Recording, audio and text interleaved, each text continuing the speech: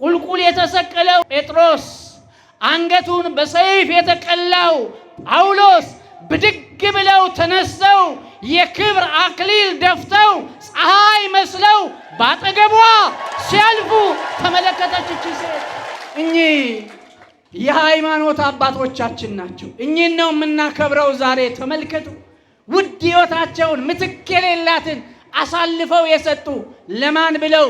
ለክርስቶስ ኢየሱስ ብለው። ታላቁ የእግዚአብሔር ሰው ዲዮስቆሮስ ለምን ትሰብካለህ ተብሎ እሰብካለሁኝ ባለ ሰዓት ጥርሱን በዘነዘና አራክፈውት ለተማሪዎቹ ለተከታዮቹ እንካችሁ ይሄ የሃይማኖት ፍሬ ነው፣ ይሄን እያያችሁ በሃይማኖታችሁ በእምነታችሁ በርቱ።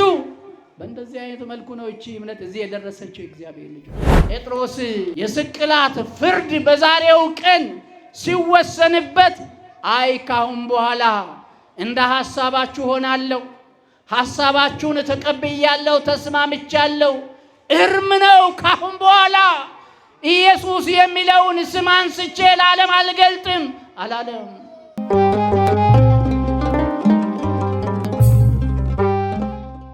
ለትምህርታችን ርዕስ የምናደርገው ታላቁ መዝሙረኛው ቅዱስ ዳዊት በመዝሙሩ ካስቀመጣቸው መካከል አንዱን ክፍል እናነሳና ትምህርታችንን እንማራለን። እግዚአብሔር ከሁላችን ጋር ይሁን። ለትምህርታችን ርዕስ የምናደርገው ምስክሮች ድንቆች ናቸው፣ ነፍሴ ፈለገቻቸው ይላል መዝሙረ ዳዊት መዝሙር 119 ቁጥር 129 ላይ የምናገኘው ቅዱስ ቃል ነው። የእግዚአብሔር ልጆች፣ የጻድቁ የአባታችን የአቡነ ገብረ መንፈስ ቅዱስ ወዳጆች፣ እስኪ ይሄ መለኮታዊ ሐሳብ፣ ይሄ መለኮታዊ ቃል ስንወጣና ስንወርድ፣ ስንቀመጥና ስንነሳ ትዝ ትዝ እንዲለን በአእምሯችን እንዲመላለስ በልባችን ላይ እንዲቀረጽ ከኔ በኋላ ድምፃችሁን ሳትቆጥቡ ከፍ አድርጋችሁ እስኪ ተናገሩ። ምስክሮች እስኪ በሉ። አይሰማም። ምስክሮች ድንቆች ናቸው፣ ነፍሴ ፈለገቻቸው። ስለ ቃሉ የእግዚአብሔር ስም የተመሰገነ ይሁን።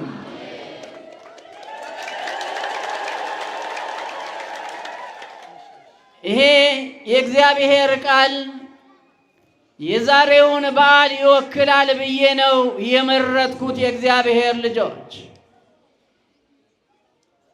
ዛሬ የምናከብራቸው ሐዋርያው ቅዱስ ጴጥሮስና ሐዋርያው ቅዱስ ጳውሎስ ምስክርነት ሰጥተው ከዚህ ዓለም ወደዚያኛው ዓለም የተሸጋገሩበት በክብር በድል ተጋድሏቸውን የፈጸሙበት ታላቅ ቀን ስለሆነ ይሄን ቃል መርጫለሁ። የእግዚአብሔር ልጆች፣ ዳዊት ሊመጣ ያለውን አሻግሮ አይቶ በዘመኑ ደግሞ የነበሩትን ወደ ኋላ መለስ ብሎ ግራና ቀኙን በደንብ አድርጎ ከፈተሸ ከመረመረ በኋላ ይሄን ቃል ነው የተናገረው። ከሱ በፊት የነበሩት በምን አይነት ሕይወት እንዳለፉ፣ እግዚአብሔርን በምን አይነት መልኩ እንዳገለገሉ፣ ስለ እግዚአብሔር ሲሉ፣ ስለ ሃይማኖታቸው ሲሉ፣ ስለ ቆሙለት ዓላማ ሲሉ ከሱ በፊት የነበሩትም በሱ ዘመንም ያሉት ከሱም በኋላ የሚነሱት ምን አይነት መከራ እንደተቀበሉ፣ እንዴት እንደተፈተኑ፣ ያንን ፈተና ደግሞ እንዴት አድርገው ድል እንደነሱ በደንብ አድርጎ መንፈስ ቅዱስ የራቀውን አቅርቦ የቀረበውን አጉልቶ ስለገለጠለት ምን አለ? ስለነዚህ ስለ ሃይማኖት አባቶች፣ ስለ ጀግኖች አባቶች፣ ስለ ጀግኖች እናቶች በሚመሰክርበት ጊዜ ምስክሮች ድንቆች ናቸው። ነፍሴ ምን አደረገቻቸው አለ? ፈለገቻቸው። ዛሬም ነፍሳችን ቅዱሳንን ይፈልጋሉ። ዛሬም ነፍሳችን ሰማዕታትን ይፈልጋሉ። ዛሬም ነፍሳችን መላእክትን ይፈልጋሉ። ዛሬም ነፍሳችን ድንግል ማርያምን ትፈልጋለች። ዛሬም ከሁሉም በላይ ነፍሳችን እግዚአብሔርን ይፈልጋል። እውነት የምትሉ እግዚአብሔርን አመስግኑ።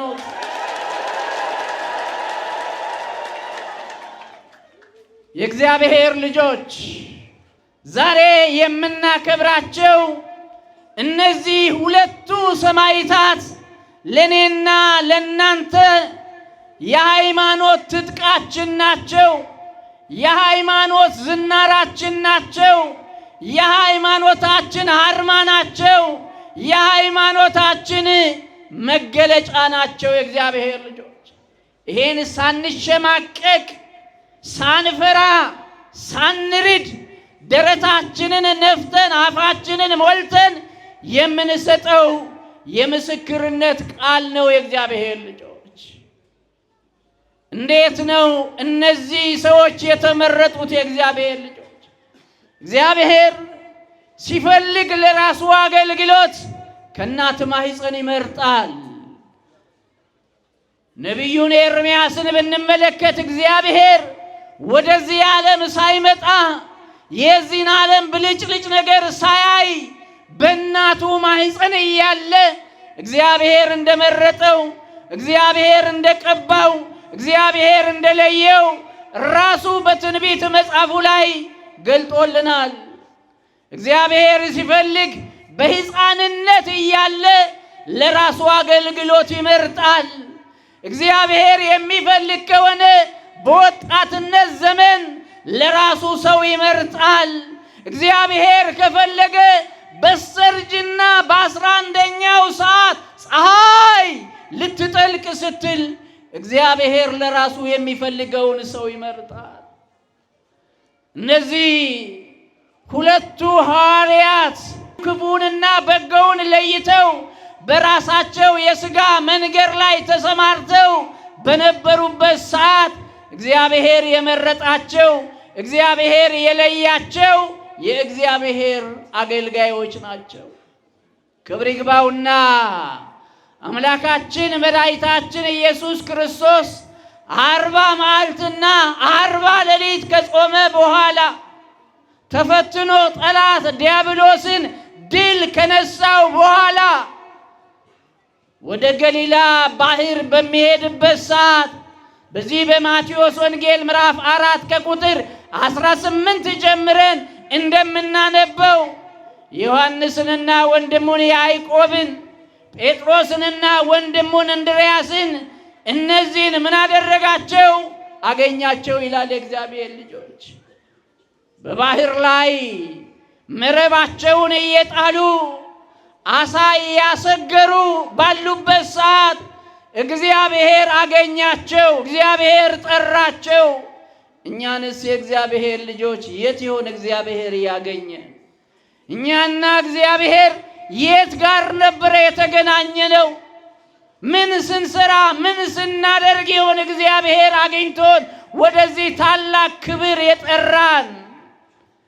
እነዚህ አስበውትም አልመውትም አቅዶም አያውቁም።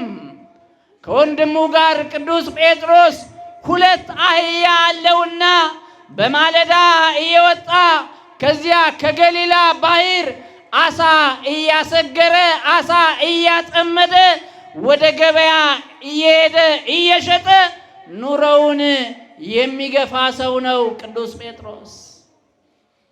ወደዚያ ወደ ባህር ሲመጣ ደፋ ቀና እያለ ወገቡ ጉልበቱ እየተብረከረከ ላቡን ጠብ እያደረገ ሲሰራ ሲደክም ሲወጣ ሲወርድ ክርስቶስ ኢየሱስ አየውና ይሄ ሰው ለወንጌል አገልግሎት ይመቸኛል፣ ይሄን ሰው ከዚህ ስፍራ ልለየው፣ የወንጌል ቀንበር ላሸክመው ይገባኛል አለና መጀመሪያ ወንድሙን እንድርያስን ጋበዘው።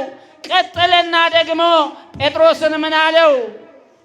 መረብህን ጣልና ምን አድርገኝ አለ? ተከተለኝ። እስኪ መረብህን ጣልና በሉ። አይሰማም። መረብህን ጣልና ተከተለኝ። መረቡን ይዞ አልተከተለም ጴጥሮስ። የእግዚአብሔር ልጆች እነዚያን ሁለት አጋሰስ አህዮችን ይዞ አልተከተለም ጴጥሮስ። ደክሞ ለፍቶ ያሰገራቸውን ያጠመዳቸውን አሳዎችን ይዞ አልተከተለም። ተከተለኝ ሲለው ሁሉንም ነገር ጠቅልሎ በክርስቶስ ቀየረና አዲስ ሰው ለመሆን አዲስ አገልጋይ ለመሆን ምናምንቴ ምክንያት ሳያቀርብ ማንን ነበር የተከተለው? ኢየሱስ ክርስቶስን ነው የተከተለው።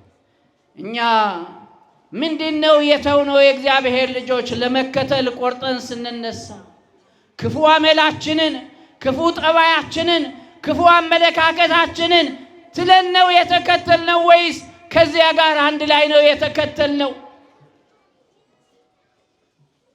የጤሜዎስ ልጅ በርቶሜዎስ እኮ ይጠራሃል በተባለ ሰዓት ለዘመናት ለብሶት የነበረውን ያንን ቡትቶ ከላዩ ላይ ጣለና ራቁቱን ነበረ ወደ ክርስቶስ እየሄደው። እኛም ወደ እግዚአብሔር ስንመጣ እግዚአብሔር ሲጠራን ልናስወግደው ልንጥለው የሚያስፈልገን በርካታ ነገር አለ። የእግዚአብሔር ልጆች ከተጠናወተን ክፉ ነገር ሁሉ ራሳችንን ነፃ አድርገን ወስነን እግዚአብሔርን ልንከተል ያስፈልጋል። ያለበለዚያ ከባድ ነው። የእግዚአብሔር ልጆች ጴጥሮስ ወደ ኋላ እንዳይስበው፣ ወደ ኋላ እንዳይመልሰው፣ ኋላው እንዳያጓጓው ሁሉን ነገር በማን ነበረ የቀየረው? በኢየሱስ ክርስቶስ ቀየረ። ተመልከቱ። ከዚህን በኋላ እሱ በዋለበት እየዋለ እሱ ባደረበት እያደረ የሚያገለግል ቃሉን የሚሰማ የእጆቹን ታምራት የሚመለከት ታላቅ ሐዋርያ ነበረ የሆነው። ከቀናይነቱ የተነሳ ከጠንካራነቱ ከብርቱነቱ የተነሳ የሐዋርያት ሁሉ ምን ነበረ የሆነው? ጴጥሮስ አለቃ ነበረ የሆነው። ተመልከት። ሁሉም ይክዱኛል፣ ብቻዬን ይተውኛል ባሉ ሰዓት እንኳን ሁሉ ቢክዱ እኔ አልክድህም፣ ሞት ቢገባ እንኳን ካንተ ጋር እሞታለሁ ብሎ ምስክርነት የሰጠ ታላቅ ሐዋርያ ነው።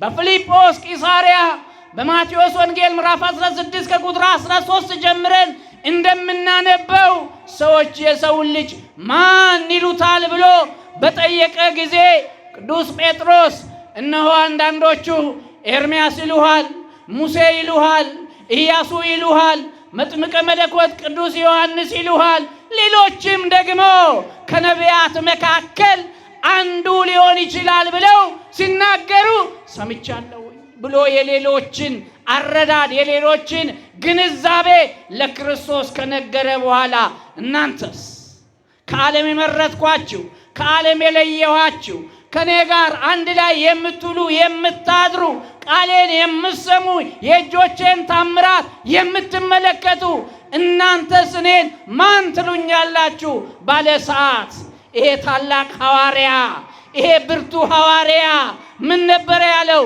አንተ ሙሴ አይደለህም፣ አንተ ኤልያስ አይደለህም፣ አንተ ኤርምያስ አይደለህም፣ አንተ ዮሐንስ አይደለህም፣ አንተ ከነቢያት መካከል አንዱም አይደለህም፣ የነዚህ ሁሉ አምላክ ነህ አለው። ክብር ምስጋና ለስም አጠራሩ።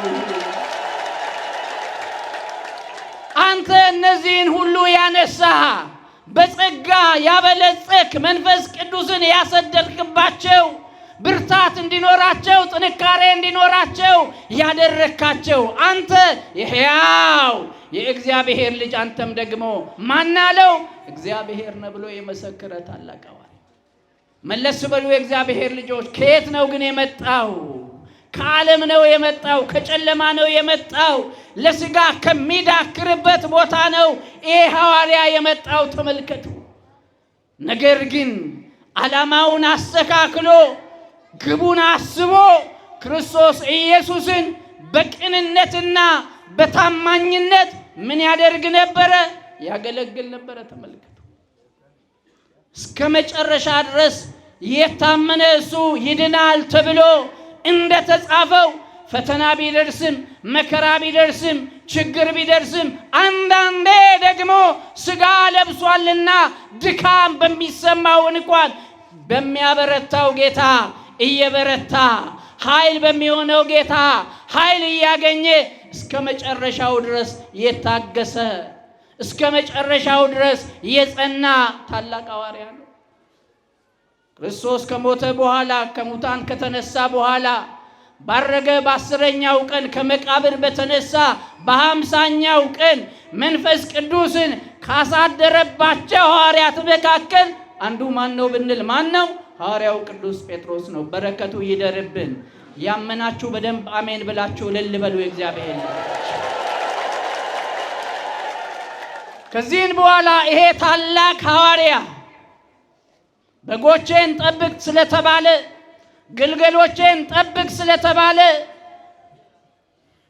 ጠቦቶቼን ጠብቅ ስለተባለ ይሄ አደራ ስለተሰጠው ከሕፃናት ጀምሮ እስከ አረው ሽማግሌዎች ድረስ እስከ አባቶችና እስከ እናቶች ድረስ አንድ መንጋ በሱ ምክንያት እንዳይጠፋ አንድ ምክንያት በሱ ምክንያት እንዳይሞት ይተጋ ነበረ ይሄ ታላቅ ሐዋርያ። ተመልከቱ።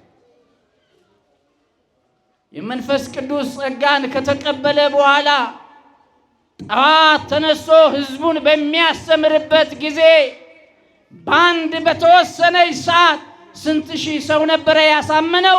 3000 ሰው ነው ያሳመነው። እግዚአብሔር የተመሰገነ ይሁን። ከሱ ጋር ማን ስለነበረ? እግዚአብሔር ስለነበረ። ተመልከቱ። እግዚአብሔር ከእርሱ ጋር ያለ ሰው ሁሉን ማድረግ ይችላል። የእግዚአብሔር ልጆች ዕውቀት አይደለም፣ ችሎታ አይደለም፣ ስራ የሚያሰራው ማን ነው? እግዚአብሔር ነው። እኛ መዘጋጀት ብቻ ነው የሚያስፈልገን።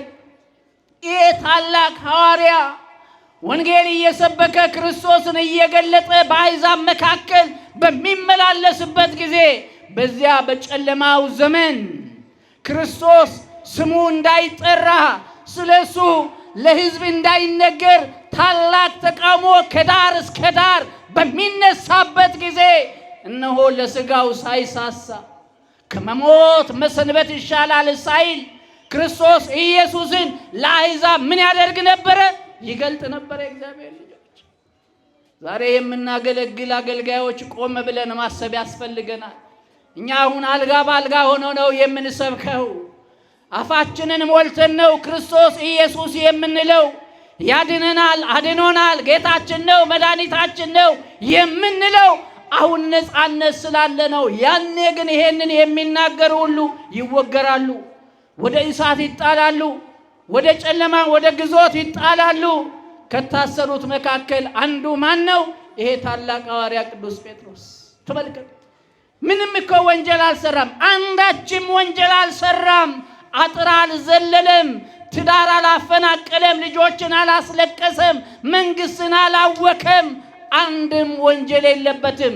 ነገር ግን እንደ ወንጀል ሆኖ የተቆጠረለት ምንድነው ብንል ለምንድነው ያንን እኛ ሰቅለን እኛ ገርፈን የሰቀልነውን የሞተውን ተነሳው ያለውን ያንን ኢየሱስ ክርስቶስን ለምን ትሰብካለህ? ይህን ድምፅ ወደ ህዝባችን ለምን ታመጣለህ? ተነስቷል፣ አርጓል፣ ዳግመኛም ለፍርድ ይመጣል እያልክ ህዝባችንን ለምንድነው የምታውከው የምታስጨንቀው? እያለ ቅዱስ ጴጥሮስን ያስሩት ነበር። በታሰረ ሰዓት የእግዚአብሔር ልጆች ወይኒውን ከፍቶ መላኩ እስከ ቤተ መቅደስ እስከ ቤተ ክርስቲያን ድረስ አድርሶታል። ክብርና ምስጋና ለስሙ ይሁን። ተመልከቱ። ተኝቶ እያለ ቅዱስ ጴጥሮስ ተነስ ብሎ አንስቶ ትጥቁን አስታጥቆት ልብሱን አልብሶ ጫማውን አጫምቶት ውጣ እያለ የመጀመሪያውን በር እየከፈተ ሁለተኛውን በር እየከፈተ ሶስተኛውን በር እየከፈተ ቅዱስ ጴጥሮስ ከዚያ ከጨለማ በመላኩ በኩል እንዲወጣ ያደረገው ማን ነው ብንል ማን ነው? የጴጥሮስ አምላክ እግዚአብሔር። እስኪ የጴጥሮስ አምላክ እግዚአብሔር ከኔ ጋር ነው የምትሉ አመስግኑ። አንድም በደል ያልተገኘበትን፣ አንድም ስህተት ያልተገኘበትን የተሰቀለውን የናዝሬቱን ኢየሱስ ክርስቶስን ስለሰበከ ለዓለም ስላስተዋወቀ በቅናት ተነሳሰው አማካሪዎቹ ንጉሱን አታለው አደናግረው ወንጀል ይሰራል፣ ኃጢአት ይሰራል፣ ህዝቡን እየከፋፈለ ነው፣ ከእጃችን ህዝቡ ወጥቶ ሊሄድ ነው፣ እኛ ብቻችንን ልንቀር ነው ብለው ንጉሱን አታለው አጭበርብረው በዛሬው ዕለት ንጉሱ ፍርድ እንዲሰጥና ጴጥሮስ በመስቀል ላይ ተሰቅሎ እንዲሞት ትእዛዝ ታዘዘ። እግዚአብሔር ልጆች እኛ ብንሆንስ? አሁን ይሄ ፍርድ ወደኛ ቢመጣ ምንድነው የምንሆነው? ስለ ኢየሱስ ሲል ስለ እግዚአብሔር ሲል እንኳን መሰቀል አይደለም ሌላም ከዚህ የባሰ ነገር እቀበላለሁ የሚል የእምነት ትጥቅ ነው የታጠቅነው። ይሄ ዓላማ አለን የእግዚአብሔር ልጆች። ጴጥሮስ የስቅላት ፍርድ በዛሬው ቀን ሲወሰንበት አይ ካሁን በኋላ እንደ ሐሳባችሁ ሆናለሁ፣ ሐሳባችሁን ተቀብያለሁ፣ ተስማምቻለሁ፣ እርም ነው ካሁን በኋላ ኢየሱስ የሚለውን ስም አንስቼ ለዓለም አልገልጥም አላለም። ልሰቀል አለ የእግዚአብሔር ልጆች። አያችሁ፣ ልሰቀል ስለገለጥኩት ክርስቶስ፣ ስለመሰከርኩት ክርስቶስ፣ ስለተነሳሁለት ዓላማ ምን ልሁን አለ? ልሰቀል አለ። ሊሰቅሉት ይዘውት ሄዱ ወደ መስቀያው ቦታ።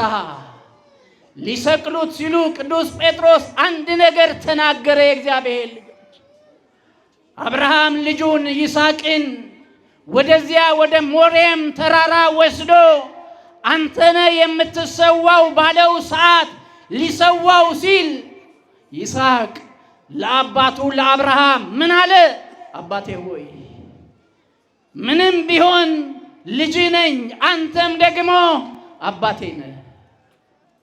በተፈጥሮ ሕግ እነሆ ዓይኔን እያየ የምትሰዋ ከሆነ ዓይኖች እየተቁለጨለጩ የምታቀርበውን መስዋዕት እግዚአብሔር አይቀበልምና እኔን ዘቅዝቀ ደፍተ ምን አድርገኛለው? ሰዋኛለው። ይሄን ታሪክ ስለሚያውቅ ጴጥሮስ ምን አለ? ሊሰቅሉት ይዘውት የሄዱትን ሰዎች በ11ኛው ሰዓት ባለቀ በተሟጠጠ ሰዓት የመጨረሻ ድምፅ አሰማ። ምን አለ? ስለ ጌታዬ ስልሰቀላለሁ፣ ነገር ግን እሱ ፈጣሪ ነው፣ እኔ ፍጡር ነኝ። እሱ ጌታ ነው፣ እኔ የእሱ አገልጋይ ነኝ። እኔን ከጌታዬ ጋር እኩል ምን አታድርጉኝ አለ? አትስቀሉ። አያችሁ ትትና፣ አያችሁ የእግዚአብሔር ልጆች፣ ከጌታዬ ጋር እኩል ሆኜ ልሰቀል አላለም። ጌታዬ ቀጥ ብሎ ነው ለኔ የተሰቀለው። ሲሰቀል በኔ አላፈረም፣ በዓለም አላፈረም። እኔን ደግሞ የሱን ባሪያ የሱን አገልጋይ ምን አድርጋችሁ ስቀሉኝ አለ? ዘቅዝቃችሁ ስቀሉኝ አለ። አያችሁ ይሄ ምስክርነት ነው የእግዚአብሔር ልጆች። ዘቅዝቀው ቅዱስ ጴጥሮስን በዛሬው ዕለት ዘቅዝቀው ሰቅለውት ምን ያደረጉበት ቀን ነው? የገደሉበት ቀን ነው። በእንደዚህ አይነት መልኩ ቅዱስ ጴጥሮስ ምስክርነት ሰጥቷል። እንመለስ ወደ ታላቁ ሐዋርያ እስከ 3ኛው ሰማይ ድረስ ስለተነጠቀው ስለ ቅዱስ ጳውሎስ ደግሞ እስኪ እናንሳ ጥቂት ነገር። የእግዚአብሔር ልጆች ከአይሁድ መምህር ከገማልያል እግር ስር ቁጭ ብሎ የተጠማ ሰው በብርጭቆ የተሰጠውን ውሃ ጭልጥ አድርጎ እንደሚጠጣ የኦሪቱን ሕግ የጠጣ የተማረ ጠንቅቆ የሚያውቅ ሰው ነው። ነገር ግን የኢየሱስ ክርስቶስ ጉዳይ አልተገለጠለትም ነበር። ዛሬም ያልተገለጠላቸው፣ ዛሬም በየቦታው የሚጮሁ፣ ዛሬም በየቦታው እናገለግላለን የሚሉ ይሄን ጌታ ይሄን አምላክ በደንብ አድርገው አላወቁትም። ከዚህ የተነሳ የአዲስ ኪዳን ምስጢር ስላልተገለጠለት የዓለምን ጨለማ ሊያበራ የዓለምን ባርነት ሊገረስስ የመጣውን ጌታ ስላላወቀ ቅዱስ ጳውሎስ እንደ ወንድሞቹ መሰብሰብ አልቻለም ነበር። እንዲሁም ክርስቶስ ካረገ በኋላ ይሄ ታላቅ ሐዋርያ እነ ጴጥሮስ በሚሰብኩበት እነ ያዕቆብ እነ ዮሐንስ በሚሰብኩበት ዘመን ተነስቶ ከዘመኑ ንጉሥ ደብዳቤ ወስዶ ክርስቲያኖችን ለማረድ ክርስቲያኖችን ለመግደል ሲነሳ በደማስቆ ክርስቶስ ኢየሱስ በብርሃን አምሳል ተገልጦ ምን አለው? ሳውል ሳውል ለምን ታሳድደኛል? የመውጊያውን ብረት ብትረግጥ ባንተ ይብስብሃል ብሎ አቅሙን ጉልበቱን እንደ ቅቤ አቅልጦ ልክ አስገብቶት ከመሬት ጋር አገናኝቶት ቅዱስ ጴጥሮስን ጳውሎስን ወደ ራሱ መለስ። ተመልከቱ። ወድቆ ሲነሳ አይኑ ይንቀሳቀሳል፣ አይኑ ያያል፣ ሰው ግን ማየት አይችልም ነበር። ተመልከቱ።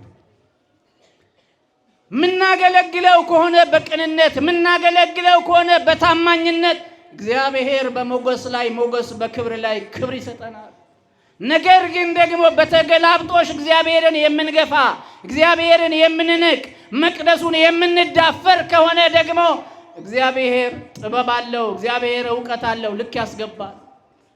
ይሄን በጉልበቱ በዕውቀቱ ይመካ የነበረውን በዘመኑ የነበረውን መንግስት ተማምኖ ክርስቲያኖችን ሊያሳድድ የተነሳውን ሳውልን በኋላም ጳውሎስ የተባለውን ከመሬት ጋር አቀላቀለው። እግዚአብሔር ተነሳ።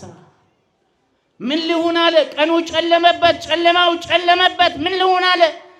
ልትሆን የሚገባህንማ ሐናንያ የሚባል ሰው አለና ወደ ከተማ ሄደ፣ ከሱ ጋር ተገናኝና ለሱ ይሄን ነገረው። እሱ ሲሄድ ለሐናንያም ደግሞ እግዚአብሔር ነገረው፣ ተገናኙ። ሐናንያ ግን እግዚአብሔርን ምን አለው? ይሄ ሰውማ ኃያል እንደሆነ ይሄ ሰውማ ክርስቲያኖችን የሚያሳድድ የሚጨፈጭፍ አልፎ ተርፎ ደግሞ በግላጭ ለመግደል ክርስቲያኖችን ሕጋዊ ደብዳቤ ይዞ የተነሳ ሰው ነው። እንዴት ወደሱ ሂድ ትለኛለህ ባለው ሰዓት ምን አለ? አይዞህ ተቀይሯል ይሄ ሰው አለ። እግዚአብሔር ይቀይረን። አሜን አትሉ? እስኪ ሁለት እጃችሁን ከፍ አድርጋችሁ እግዚአብሔር ሆይ ቀይረኝ በሉት። እስኪ በደንብ አሰሙ። እግዚአብሔር ምን ያድርገን? ይቀይረን። መቀየር ያስፈልጋል። ቆሽሸናል። መቀየር ያስፈልጋል። ተበላሽተናል። መቀየር ያስፈልገናል። ረክሰናል። የእግዚአብሔር ልጆች በማይጠቅም ነገር ውሃ በማያነጻ ነገር ቀይ መስመር ያለፍን የተበላሸን ስላለን እንደገና አፍርሶ ይስራን እግዚአብሔር። የእግዚአብሔር ልጆች ወደ ቅድስናው ይመልሰን፣ ወደ ንጽህናው ይመልሰን፣ ወደ ቀደሙት አባቶቻችን ክብር እግዚአብሔር ይመልሰን። አሁንማ ተመልሷል።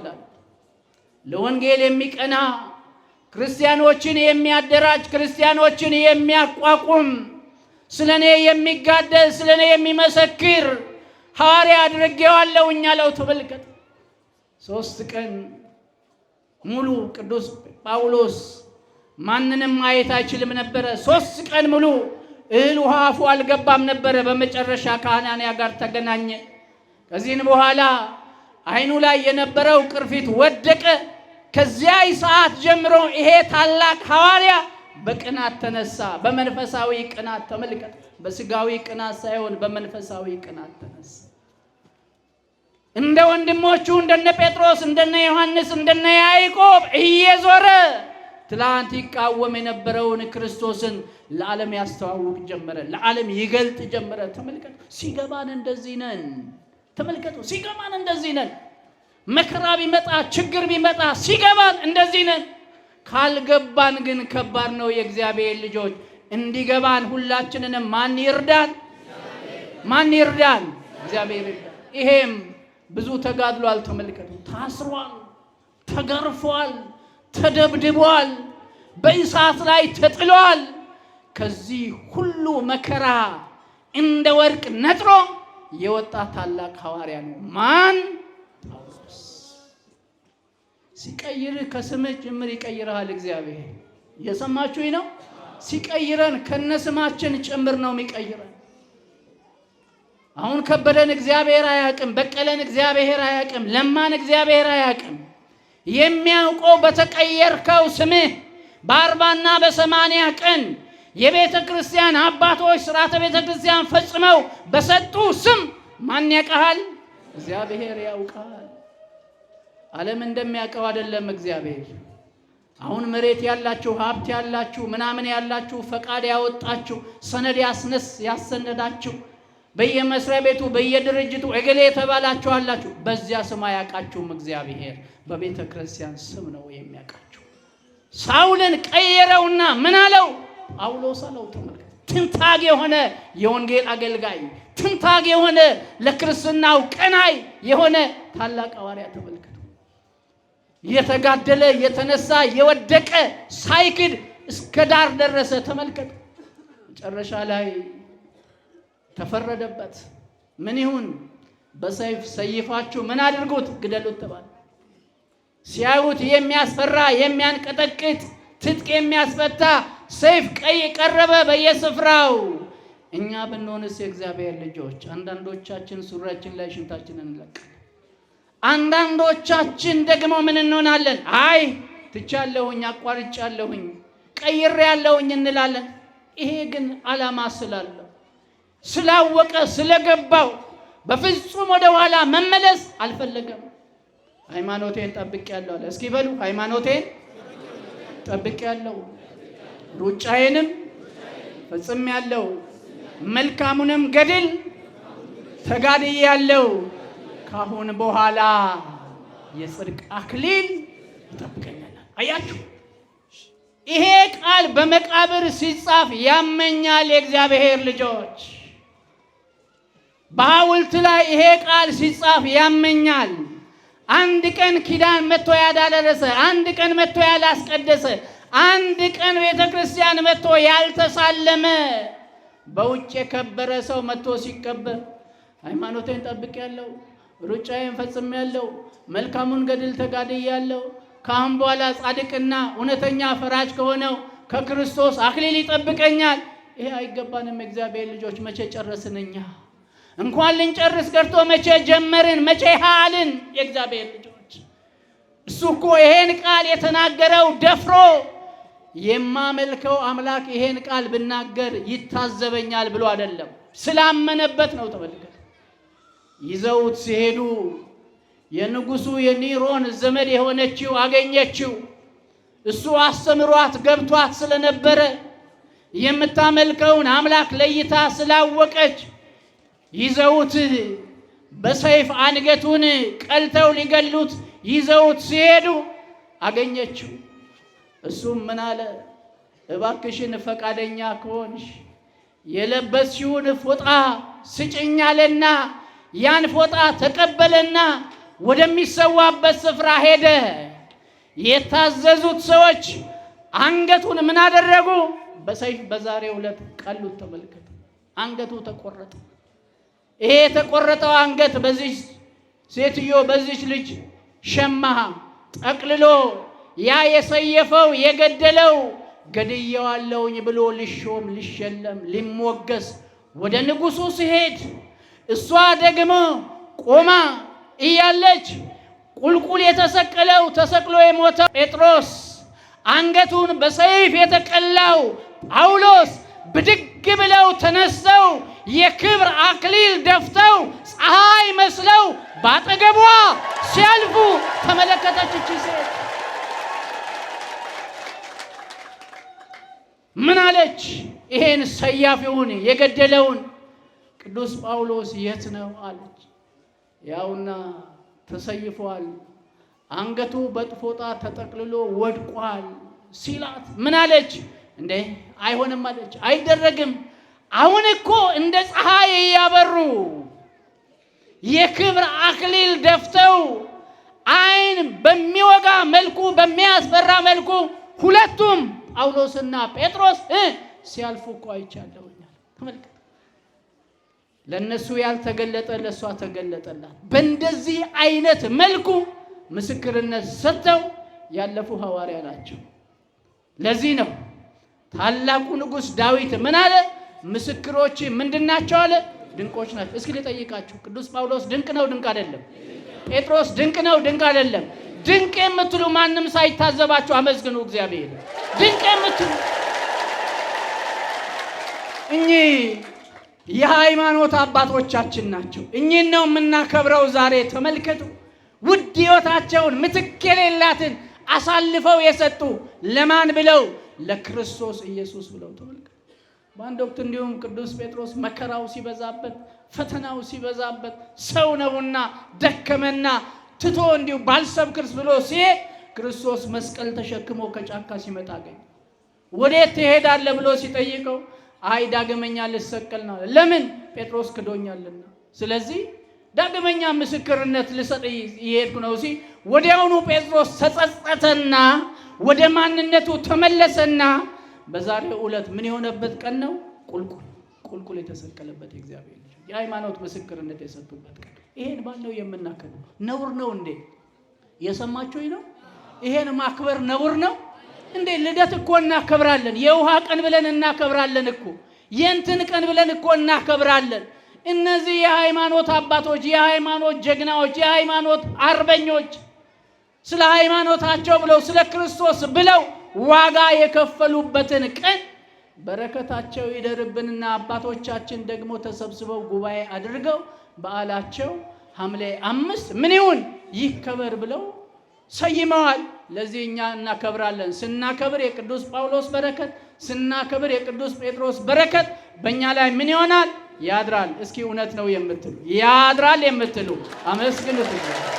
ደግሞ ዛሬ 5 ጻድቁ አባታችን አቡነ ገብረ መንፈስ ቅዱስ ወራዊ ምናቸው ነው? በዓላቸው።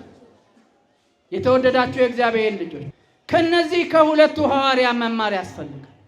እነ ዮሐንስ አፈወርቅ እኮ በዘይት ተጠብሰዋል፣ እንደ ብስኩት በዘይት ተጠብሰዋል፣ እንደ አሳምቡሳ በዘይት ተጠብሰዋል፣ እንደ ሽንኩርት። የእግዚአብሔር ልጆች ለምንም አይደለም። ለምናቸው ሲሉ ለሃይማኖታቸው፣ ለእምነታቸው ሲሉ። ታላቁ የእግዚአብሔር ሰው ዲዮስቆሮስ ለምን ትሰብካለህ ተብሎ እሰብካለሁኝ ባለ ሰዓት ጥርሱን በዘነዘና አራክፈውት ለተማሪዎቹ ለተከታዮቹ እንካችሁ ይሄ የሃይማኖት ፍሬ ነው፣ ይሄን እያያችሁ በሃይማኖታችሁ በእምነታችሁ በርቱ። በእንደዚህ አይነት መልኩ ነው እቺ እምነት እዚህ የደረሰችው። እግዚአብሔር ልጅ ያለፉት አባቶቻችን ዋጋ ከፍለው እነዚያን የተከተሉ አባቶች ዛሬም ደግሞ በዘመናቸው ዋጋ እየከፈሉ ነው። እግዚአብሔር ልጅ በሃይማኖት ቀልድ የለም። በሃይማኖት አንደራደርም። የእግዚአብሔር ልጆች የሚመጣውን ነገር በጸጋ እንቀበላለን። ስለዚህ እኛ የእሳት ልጆች እንጂ የአመድ ልጆች አይደለም። ያለፉት አባቶች እነ ጊዮርጊስ፣ እነ መርቆሬዎስ፣ እነ አርሴማ ያስተማሩን ነገር አለ። ገድላቸውን አይተናል፣ ገድላቸውን ተመልክተናል።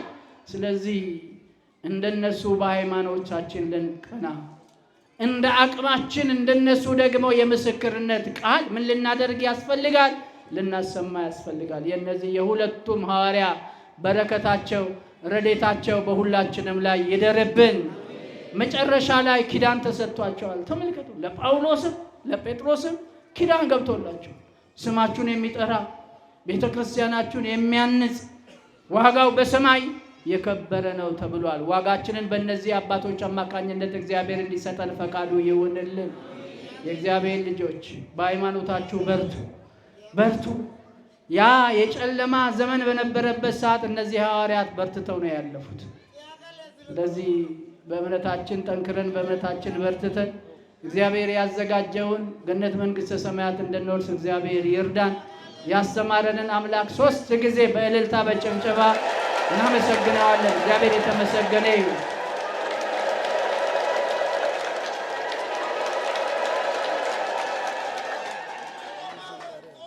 ምስክሮች እስኪ በሉ። ምስክሮች ድንቆች ናቸው፣ ነፍሴ ፈለገቻቸው። እግዚአብሔር የተመሰገነ ይሁን።